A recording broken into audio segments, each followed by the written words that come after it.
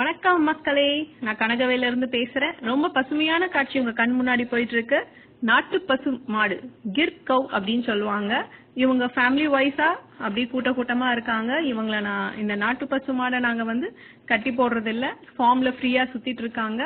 நாட்டு பசு மாடு ஒரு நாளைக்கு 4 லிட்டர் தான் பால் கறக்கும். இவங்களுடைய இந்த நாட்டு பசுவோடைய காது, கொம்பு, திமிழ் இதுதான் ஸ்பெசிபிகேஷன்.